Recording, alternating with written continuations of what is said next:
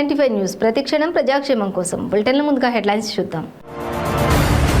స్వల్ప అస్వస్థతకు గురైన బీజేపీ అధ్యక్షులు బండి సంజయ్ విశ్రాంతి అనంతరం గొల్లపల్లి దండు క్రాసుల మీదుగా కొనసాగుతున్న పాదయాత్ర. సౌకర్యాలు కల్పించకుండా ఉద్యోగులు శుద్ధంగా ఎలా ఉంటారు? అవినీతి లేని శాఖ ఏదో చూపించాలన్న రెవెన్యూ సంఘం అధ్యక్షులు వెంకటేశ్వర్లు. మంగళగిరిలో భర్త ఇంటి ముందు సాఫ్ట్వేర్ ఉద్యోగిని మౌన పోరాటం. పెళ్లైన 7 ఏళ్లకు మరో పెళ్లికి సిద్ధమైన ప్రబుద్ధుడు.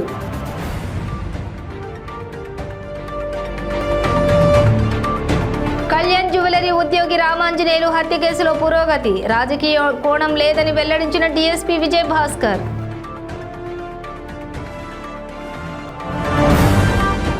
డీటెయిల్స్ చూస్తే తెలంగాణ బీజేపీ అధ్యక్షుడు బండి సంజయ్ అస్వస్థతకు గురయ్యారు. ఆయన చేపట్టిన పాదయాత్ర నిన్న నారాయణపేట మండలంలో కొనసాగింది.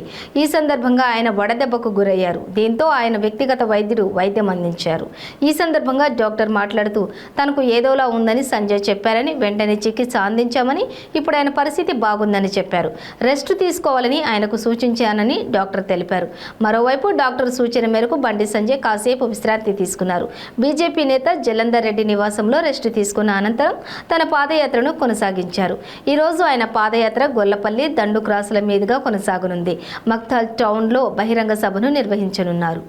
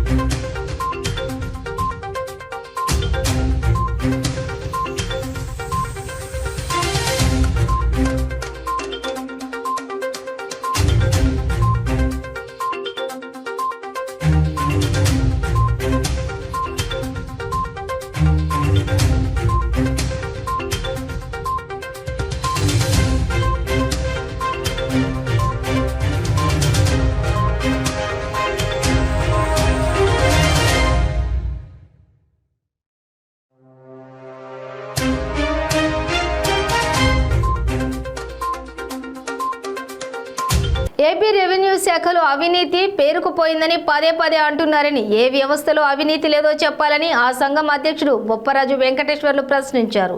ఒంగోలులో మీడియాతో మాట్లాడిన ఆయన సౌకర్యాల లేమి, వసతుల కొరతపై దృష్టి పెట్టడం మాని పదే పదే అవినీతి అంటూ ప్రచారం చేయడం ఏం బాగోలేదని ఆగ్రహం వ్యక్తం చేశారు. అవసరమైన సౌకర్యాలు కల్పించకుండా ఉద్యోగులను శుద్ధంగా ఉండమంటే ఎలా ఉంటారు అని నిలదీశారు.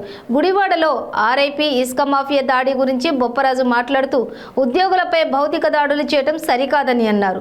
రెవెన్యూ శాఖలో అవినీతిపై అందరూ తమను దోషులుగా చూస్తున్నారని మండిపడ్డారు. ఈ నెల 25న ప్రభుత్వంతో జరగనున్న సమావేశంలో పీఆర్సీపై జీవోల జారీ గురించి ప్రశ్నిస్తామని బొప్పరాజు తెలిపారు. రెవెన్యూ శాఖ మీద వస్తున్నటువంటి కొన్ని వ్యాఖ్యలు, ఇటీవల పత్రికలో వస్తున్నటువంటి సందర్భాలు పురస్కరించుకొని రెవెన్యూ శాఖలో మాకున్నటువంటి ఇబ్బందులు కూడా ప్రజలకు తెలియచేయాలి. మేము బాధపడుతున్నటువంటి బాధలేంటి, మాకున్న ఇబ్బందులు ఏంటి అనేది కూడా మా మీద వస్తున్నటువంటి అభియోగాలకి సమాధానం చెప్పాల్సిన బాధ్యత రెవెన్యూ ఉద్యోగుల సంఘం పక్షాన మా మీద ఉందని, మరి అటువంటి నేపథ్యంలో ప్రజల దృష్టికి తేవాల్సిన ఆవశ్యకత ఉందని మీ దృష్టికి తీసుకొస్తున్నాం. రెవెన్యూ శాఖలో అవినీతిని ఎవరూ కూడా సహించం. మేము కూడా పూర్తిగా దానికి వ్యతిరేకం. అయితే అది తప్పు అని చెప్పినా కూడా అక్కడక్కడ కొంతమంది చేసే అవకాశం ఉంటుంది. వాడిని మార్చలేం మనం. వాడిని మార్చేదానికి వ్యవస్థలు, ప్రభుత్వమే కొన్ని సంస్థలను ఏర్పాటు చేసింది. తప్పకుండా ఆ సంస్థలు ఆంధ్రప్రదేశ్లో బలంగా పనిచేస్తున్నటువంటి నమ్మకం మాకైతే ఉంది. అయితే ప్రధానంగా మాకు తెలిసి గుంటూరు జిల్లా మంగళగిరిలోని ఎర్రబాలెంలోని భర్త ఇంటి ముందు సాఫ్ట్వేర్ ఉద్యోగిని మౌన పోరాటానికి దిగింది. ప్రేమించి పెళ్లి చేసుకుని 7 ఏళ్లు కాపురం చేసి పిల్లల్ని కన్నాక తన భర్తకు వేరొక పెళ్లి చేసే ప్రయత్నం జరుగుతోందంటూ పోలీసులను ఆశ్రయించింది సాఫ్ట్వేర్ ఉద్యోగిని అనూష. పోలీస్ స్టేషన్లో ఫిర్యాదు చేసినా న్యాయం జరగటం లేదంటూ భర్త ఇంటి ముందు నిరసన చేపట్టింది. మహిళల రక్షణకు అనేక చట్టాలు వచ్చినప్పటికీ న్యాయం జరగటం లేదంటూ ఆవేదన వ్యక్తం చేసింది.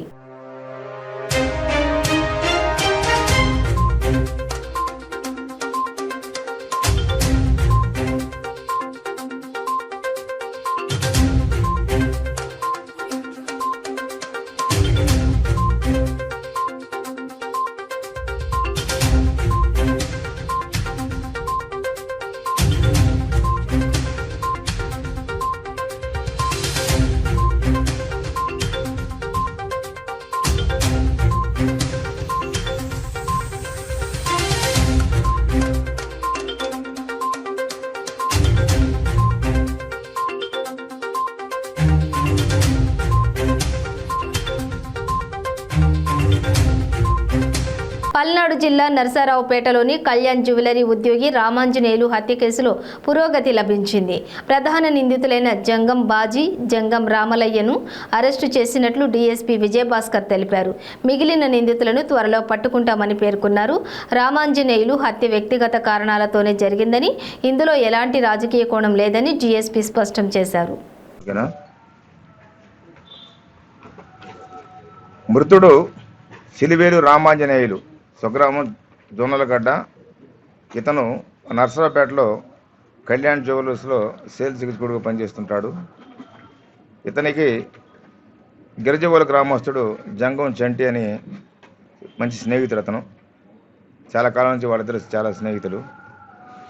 ఈ జంగం చంటి గత సంవత్సరం సెప్టెంబర్ నెలలో సడన్గా కనిపించకపోవడం, దాని మీద మేము నాదెండ్ల పోలీస్ స్టేషన్లో మిస్సింగ్ కేసుగా నమోదు చేశాం. అతను కనిపించినప్పటి నుంచి ఈ యొక్క జంగం చంటి యొక్క బ్రదర్స్ బాజీ, రాము, వాళ్ళ కుటుంబ సభ్యులంతా ఈ యొక్క రామాంజనేయులకు తెలుసు ఎక్కడుంది అనే అనుమానంతో రామాంజనేయుని తరచుగా అడుగుతూ ఉంటారన్నమాట. ఎందుకంటే ఆ జంగం చంటి కొన్ని బంగారపు దొంగతనం కేసుల్లో ముద్ద అయితే అతనికి బెయిల్ పెట్టి తెచ్చిన దాంట్లో సహాయపడుతుంటాడు. అందువల్ల ఆ చంటి ఎక్కడుందో ఇతను తెలుసు అని చెప్పేసి అనుమానంతో ఇతన్ని అడుగుతూ ఉంటారు. ఇతను సరిగా సమాధానం చెప్పడు. ఆ క్రమంలో నిన్న కాక మొన్న అంటే 22వ తేదీన ఉదయం నుంచి జంగం బాజీ అతనికి నా రామాంజనేయుకి ఫోన్ చేస్తూ ఉంటాడు, నీతో మాట్లాడాలి రమ్మని. ఇతను జ్యువెలరీ షాపులో ఉండి బిజీగా ఉన్నందువల్ల బయటికి రాడు. ఇతను ఎలా అయినా సరే ఇతను బయటికి షాపు నుంచి బయటికి తీసుకొచ్చి కిడ్నాప్ చేసి ఇతన్ని తన తమ్ముడి యొక్క వివరాలు తెలుసుకోవాలని వీళ్ళు ఒక ప్లాన్ తోటి జంగం బాజీ వాళ్ళ సొంత అన్న అయిన రాము అలియాస్ రామయ్య ఇంకా ముగ్గురిని కలుపుకొని ఒక ఆటోతో వచ్చేసి కళ్యాణ్ జ్యువెలరీ షాప్ దగ్గర బయట నిలబడి అతను ఫోన్ చేసి రమ్మంటారు బయటికి. అతను బయటకు వస్తాడు. బయటకు వచ్చిన తర్వాత అతన్ని బలవంతంగా కిడ్నాప్ చేసి ఆటోలో తీసుకొని దాదాపు 1-1.5 గంట నర్సాపేట టౌన్లో తిప్పుతారు. ఆటోలని తిప్పుతూ ఈ యొక్క చంటి వివరాలు అడుగుతుంటాడు. అతను చెప్పనందువల్ల అతను తీసుకొని ఇస్సాపాలెం రోడ్డు మీదుగా జొన్నలగడ్డ సాతులూరు మీదుగా ఎడ్లపాడు కెనాల్ దగ్గర తీసుకుపోయేసి ఎడ్లపాడు కెనాల్లో ఎవరు సంచరించిన ప్రదేశం పొలాల దగ్గర తీసుకుపోయేసి ఎడ్లపాడు కెనాల్ ఒడ్డును కూర్చోబెట్టి ఆ రోజు సాయంత్రం 6-6:30 ప్రాంతంలో వారిని విచారిస్తారు. మా యొక్క సోదరుడు చంటి యొక్క వివరాలు తెలియపరచమని వీళ్ళు అడిగితే అతను మీ సోదరుడు రాయపాటి వెంకన్న బిల్లా కలిసి విజయవాడలో చంపేశారని ఇతనికి చెప్పడం వల్ల వీళ్ళు కక్ష పెట్టుకొని మా సోదరుడు చంపడానికి కారణం నీ పాత్ర కూడా అని చెప్పేసి పర్సనల్ డిస్ప్యూట్స్ దానిని కొన్ని రాజకీయ పార్టీలు ఆసరాగా చేసుకొని నిన్న యొక్క జొన్నలగడ గ్రామంలో అనవసరంగా ధర్నా చేసి దాదాపు 2 గంటలు ప్రజల్ని ఎంత ఇబ్బంది పెట్టారంటే బస్సులు ఎక్కడి నుంచో ప్రయాణికులు వస్తుంటారు, పసిబిడ్డలు ఎత్తుకొని రకరకాల మనుషులు పేషెంట్లు ఉంటారు, పసిబిడ్డ తల్లులు ఉంటారు, ఎక్కడెక్కడి నుంచి వస్తారు. వాళ్ళని ఎంత ఇబ్బంది పడ్డారంటే చూస్తే. సో ఆ విషయం మీద మేము ఒక రాత్రి క్రిమినల్ కేసు బుక్ చేసాము. వాళ్ళని కూడా అరెస్ట్ చేస్తాం. మేము మొత్తాన్ని ఐడెంటిఫై చేసి ఎవరెవరు అనవసరంగా సమస్య క్రియేట్ చేశారు, వాళ్ళ కుటుంబ సభ్యులకి ఏదైనా బాధ ఉండి తెలియపరిస్తే గ్రీవెన్స్ ఏదైనా ఉంటే కలెక్టర్ గారు తెలియపరచుకుంటే వాళ్ళు తీరుస్తారు. అలా కాకుండా అసలు విషయాన్ని డైవర్ట్ చేసి కొంతమంది రాజకీయ పార్టీ నాయకులు రోడ్డు మీద అనవసరంగా ప్రజలకు ఎంతమంది ఇబ్బంది అండి. ఇది సంస్కృతి మంచిది కాదు. ఇది ఏదైనా వాళ్ళకి అన్యాయం జరిగితే వాస్తవంగా వాళ్ళకి అన్యాయం జరిగితే ఇప్పుడు చేసుకోవచ్చు, కానీ వాళ్ళెవరు అంతా పర్సనల్ కక్షలతో వాళ్ళు చేసుకుంటే దీని యొక్క చిత్రీకరించడం వీళ్ళు చేస్తారు. సో దయచేసి ప్రజలందరికీ తెలియపరుస్తున్నాను అన్నట్టుగా ఫర్దర్గా పోలీస్కి కోఆపరేట్ చేయమని మేము తెలియపరుస్తున్నాం. ఈ యొక్క కేసులో చాలా చాకచక్యంగా చాలా స్పీడ్గా మా ఎస్పీ గారికి మేము ఇన్ఫర్మేషన్ ఇవ్వడం వల్ల సార్ వెంటనే మాకు క్లియర్గా ఇన్స్ట్రక్షన్స్ ఇవ్వడం, రాత్రి మా సీఏ గారు నేను సిబ్బంది అందరూ కలిసి నైట్ పోయేసి ఈ యొక్క బ్యాచ్ని ముద్దాయిలను పెట్టుకోవడం, డెడ్ బాడీ ట్రేస్ అవుట్ చేయడంలో చాలా స్పీడప్ చేసాము. మా ఎస్పీ గారు అందరికి మాకు అభినందన తెలియపరిచారు. కేశానపల్లి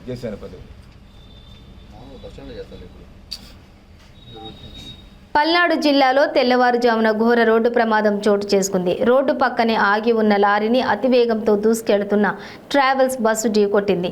ఈ ప్రమాదంలో బస్సు క్లీనర్ అక్కడికక్కడే మృతి చెందగా డ్రైవర్తో సహా 20 మంది ప్రయాణికులు తీవ్రంగా గాయపడ్డారు. హైదరాబాద్ నుండి ఏఎస్పేటకు జగన్ ట్రావెల్స్ బస్సు ప్రయాణికులతో బయలుదేరింది. తెల్లవారుజామున బస్సు పల్నాడు జిల్లా గురిజాల నియోజకవర్గ పరిధిలో ప్రయాణిస్తుండగా రోడ్డు ప్రమాదానికి గురైంది. దాచేపల్లి పట్టణంలోని అద్దంకి నార్కట పల్లి హైవే పక్కన ఆగి ఉన్న లారీని బస్సు ఢీకొట్టింది.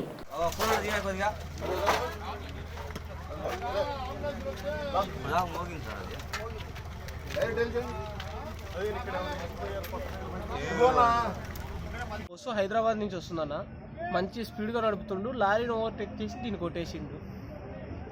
అటు లారీ వస్తుంది.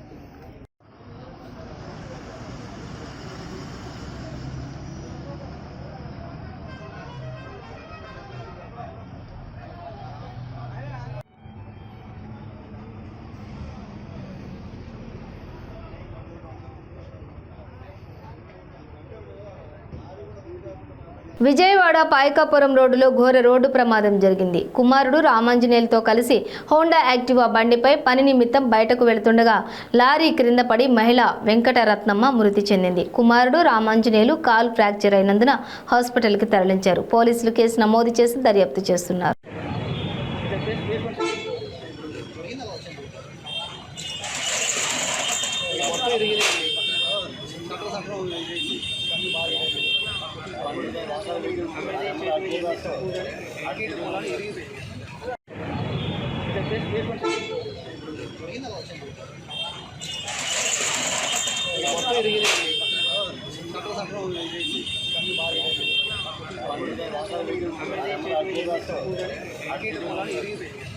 విశ్వం అంటే పంచభూతాలని, విశ్వం పరమాత్మ ఆధీనంలో ఉంటుందని విశాఖ శ్రీ శారదాపీఠం ఉత్తరాధికారి స్వాత్మానందేంద్ర సరస్వతి స్వామి తెలిపారు.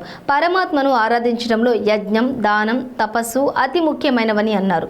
వీటిని ఆచరిస్తూ దాన ధర్మాలు చేస్తూ వారికి పరమాత్మ అనుగ్రహం కలుగుతుందని స్పష్టం చేశారు. ఇక ఢిల్లీ ఛత్రపూర్ వద్ద జైన్ ధర్మశాలలో శ్రీ ఆద్య కాత్యాయని శక్తిపీఠం చేపట్టిన విశ్వశాంతి మహాయాగం పూర్ణాహుతికి విశాఖ శ్రీ శారదాపీఠం ఉత్తరాధికారి స్వాత్మానందేంద్ర సరస్వతి స్వామి హాజరయ్యారు. ఈ సందర్భంగా స్వామీజీ మాట్లాడుతూ లోక కళ్యాణార్థం విశ్వశాంతి యాగం చేపట్టడం సంతోషనీయమని అన్నారు. ఈ యాగశక్తి ద్వారా రైతులు, దేశ సైన్యం పటిష్టం కావాలని ప్రార్థించినట్లు తెలిపారు. ఇక పలువురు పీఠాధిపతులు, మఠాధిపతులు విశ్వశాంతి మహాయాగానికి హాజరయ్యారు.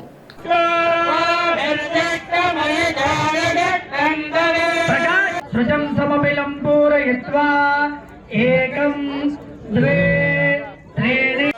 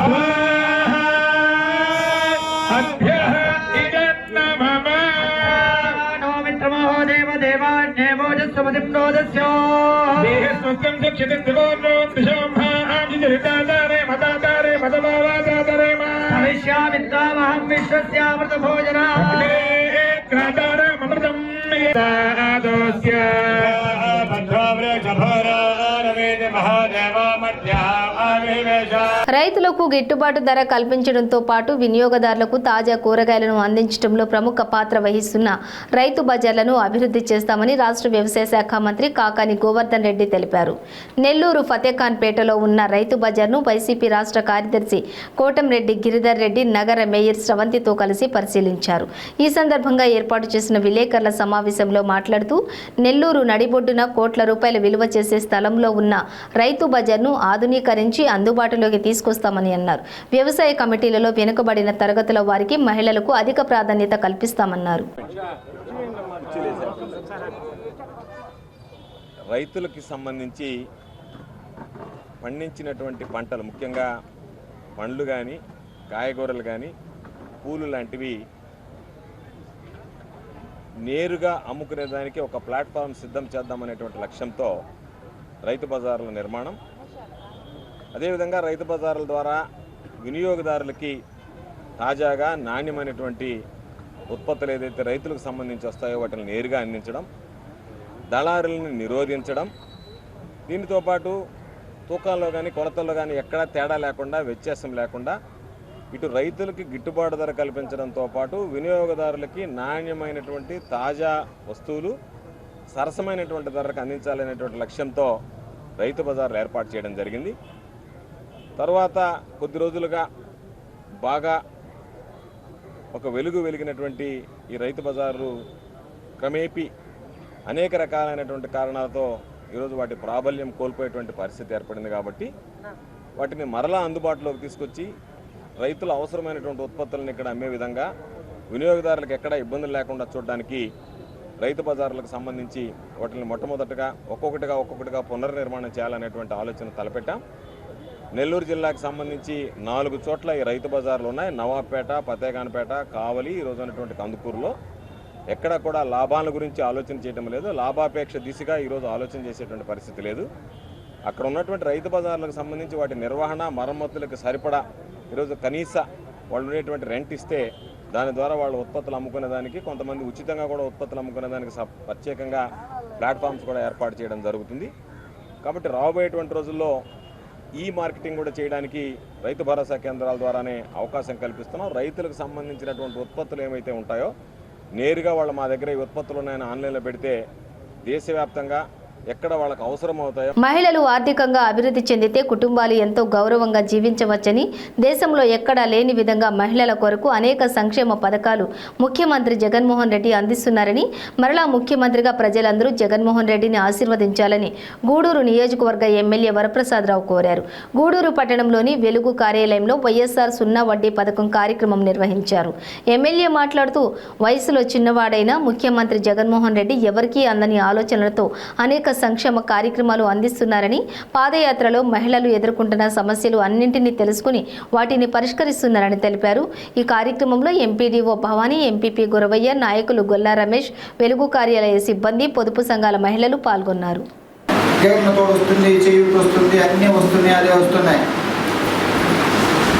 దాంతోపాటు మనం కూడా ఇంకొంచెం రాబడి పెంచుకోవాలనే ఉద్దేశంతో మనకు అవకాశాలు వ్యాపారాన్ని పెట్టుకోవడానికి కూడా ఈ సెల్ఫ్ హెల్ప్ గ్రూప్స్ ద్వారా సున్నా వడ్డీ ద్వారా ఒక్కొక్క గ్రూప్ కింద ఇవ్వడం, దాని ద్వారా మిమ్మల్ని కూడా ప్రోత్సహిస్తున్నారు. ఏంటంటే బకాయి ఉంచకూడదు. సో ఎంత చక్కని క్రమశిక్షణ వచ్చేస్తుందో చూడండి. ఆ తర్వాత ఒకరి మీద ఒకరు నేనే దాదాపు మాకు తెలిసి 50 కిరాణా షాపులు నా నియోజకవర్గంలో ఈ చేయూత దగ్గర నుంచి వచ్చిన డబ్బులు కానివ్వండి, ఈ సెల్ఫ్ హెల్ప్ గ్రూపుల దగ్గర నుంచి వచ్చిన కానివ్వండి, జగన్ తోడు కానివ్వండి, అసలు ఇవన్నీ కలుపుకునే చక్కని వ్యాపారాలు కూడా నేనే గూడూరులోనే దాదాపు 20 నేనే నా చేతితోనే చేశాను. సో ఇవన్నీ కూడా రాబడి పెంచుతాయి. ఇవన్నీ చూస్తుంటే మనకు ఎంతో సంతోషంగా ఉంది. మీరు కూడా చక్కగా ఇంకా దీంతో వ్యాపారాలు బాగా పెంచుకోవాలని చెప్పి కోరుకుంటున్నాను. కాకపోతే దురదృష్టవశాత్తు నిన్న మీరు కూడా వినుంటారు, జగన్మోహన్ రెడ్డి గారు ఈ విధంగా ఎంత చక్కగా పంచిపెడుతున్నారో మనం చూస్తున్నాం. పంచిపెట్టడం అంటే ఇది ఎంతో గొప్ప ఆలోచన, పెద్ద మనసు ఉంటే తప్ప రాష్ట్ర సంపదను పంచిపెట్టిన ముఖ్యమంత్రి నేను ఇంతవరకు డబ్బు రూపంలో చూడలేదు. పెన్షన్ పక్కన పెట్టాను, ఎవ్వరూ నేను చూడాల. జయలలితమ్మ గారి దగ్గర పనిచేశాను, కరుణానిధి గారి దగ్గర పనిచేశాను, ఎంపీ దగ్గర పనిచేశాను. హేమీలు చదివినంతా కూడా ముఖ్యమంత్రిని కూడా నేను చదువుకుంటూ పోయాను. రాష్ట్ర సంపదలో చీల్చి ఇదో మీ అకౌంట్లో పడేటట్టు, పేదవాళ్ళ అకౌంట్లో పడేటట్టు చేసింది జగన్మోహన్ రెడ్డి గారే. అది కూడా చక్కగా స్టైల్గా, అంటే మధ్యవర్తులు లేదు. స్టైల్ అంటే ఏంటంటే మేమెవ్వరం లేము. ఒక రాజకీయవేత్తుండి ఒక టిప్పు, ఒక టివ్వొద్దు, ఒక ఆ పార్టీ ఈ పార్టీ, నలుపుకున్నాడు తెలుపుకున్నాడు, ఆ పప్పులేమి లేదు.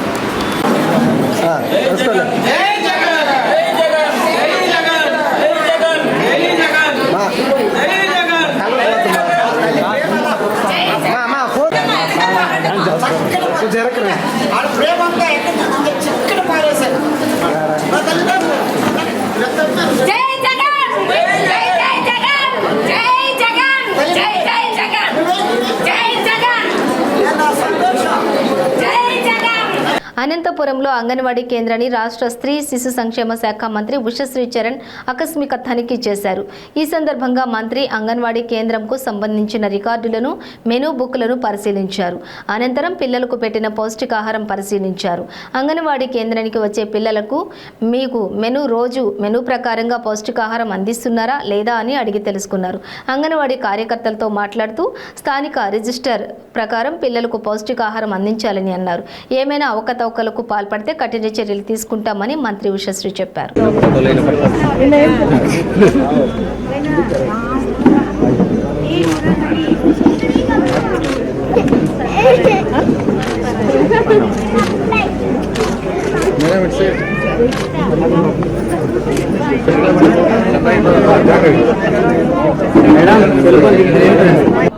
కోవూరు నగర్ ఈరోజు అనంతపురము అర్బన్ లిమిట్స్లో ఒక కంప్లైంట్ రేజ్ అయింటే అంగన్వాడీలో ఈ చిన్న పిల్లోడైన ఈశ్వర్ కృష్ణ అనే పిల్లవాడు తల్లి ఈమె లక్ష్మమ్మ కంప్లైంట్ చేసిన మేరకు ఇక్కడికి వచ్చి అంగన్వాడీకి వచ్చి విజిట్ చేయడం జరిగింది. ఆమె కంప్లైంట్లో ఏముంది అంటే పిల్లవాడికి ఇక్కడ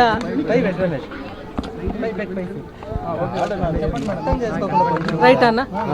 ఈరోజు అంగన్వాడీ సెంటర్ అంటే అనంతపురం అర్బన్లో ఉన్న అంగన్వాడీ సెంటర్లో లక్ష్మమ్మ అనే పేరెంట్ కంప్లైంట్ రైజ్ చేశారంటే ఆమె కొడుకు ఈశ్వర్ కృష్ణకు ఇక్కడ వర్క్ చేసే అంగన్వాడీ వర్కరు వాత పెట్టింది. పిల్లోడికి నిజంగా ఇక్కడ చాలా బాధ కలిగిన ఒక సన్నివేశం అని ఆ కంప్లైంట్ మేరకు ఈరోజు వచ్చి తల్లితో కూర్చొని అలాగే పిల్లవాడితో కూర్చొని కూడా మాట్లాడినాము. ఆమె వర్కర్ వాదన ఏంటంటే ఆకస్మికంగా జరిగిన సంఘటన అని. తల్లి అయితే చాలా బాధతో లేదు మేడం, ఇది నిజంగానే పర్పస్ఫుల్గా జరిగింది అని. తెలుగుదేశం పార్టీ అధినేత చంద్రబాబుకు రాష్ట్ర మహిళా కమిషన్ నోటీసులు ఇచ్చింది. చంద్రబాబు పేరుతో ఉన్న నోటీస్ కాపీని తెదేపా పార్టీ కేంద్రం కార్యాలయం సిబ్బందికి అందజేసింది. అలాగే విజయవాడలో బోండా ఉమా ఇంటికి వెళ్లి నోటీసులు ఇచ్చింది. తెదేపా అధినేత చంద్రబాబు పేరుతో ఉన్న నోటీస్ కాపీని రాష్ట్ర మహిళా కమిషన్ ఉద్యోగులు తెలుగుదేశం కేంద్ర కార్యాలయం ఎన్టీఆర్ భవన్లో ఇచ్చారు. ఇక మహిళా కమిషన్ కార్యాలయంలో జరిగే విచారణకు రావాలంటూ కమిషన్ జారీ చేసిన నోటీసులను తెదేపా కార్యాలయ సిబ్బంది తీసుకున్నారు. అలాగే ఈ నెల 27న మహిళా కమిషన్ కార్యాలయంలో విచారణకు రావాలంటూ విజయవాడలో బోండా ఉమా ఇంటికి వెళ్లి స్వయంగా నోటీసులు అందజేశారు. అయితే నోటీసుల్లో పేర్కొన్న తేదీలపై గందరగోళాన్ని బోండా ఉమా తప్పుబట్టారు. నోటీసులపై న్యాయపరంగా ముందుకెళ్తామని ఆయన స్పష్టం చేశారు.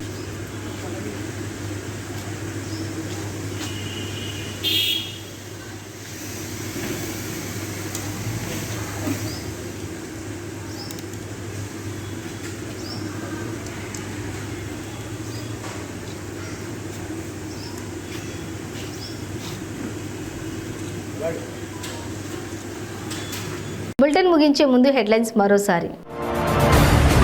స్వల్ప అస్వస్థతకు గురైన బీజేపీ అధ్యక్షులు బండి సంజయ్. విశ్రాంతి అనంతరం గొల్లపల్లి దండు క్రాసుల మీదుగా కొనసాగుతున్న పాదయాత్ర. సౌకర్యాలు కల్పించకుండా ఉద్యోగులు శుద్ధంగా ఎలా ఉంటారు? అవినీతి లేని శాఖ ఏదో చూపించాలన్న రెవెన్యూ సంఘం అధ్యక్షులు వెంకటేశ్వర్లు. మంగళగిరిలో భర్త ఇంటి ముందు సాఫ్ట్వేర్ ఉద్యోగిని మౌన పోరాటం. పెళ్లైన 7 ఏళ్లకు మరో పెళ్లికి సిద్ధమైన ప్రబుద్ధుడు.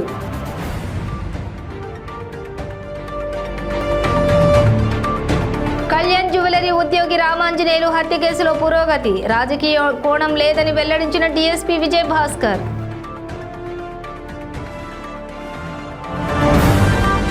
ఇవి బులెటిన్ డీటెయిల్స్. చూస్తూనే ఉండండి 95 న్యూస్.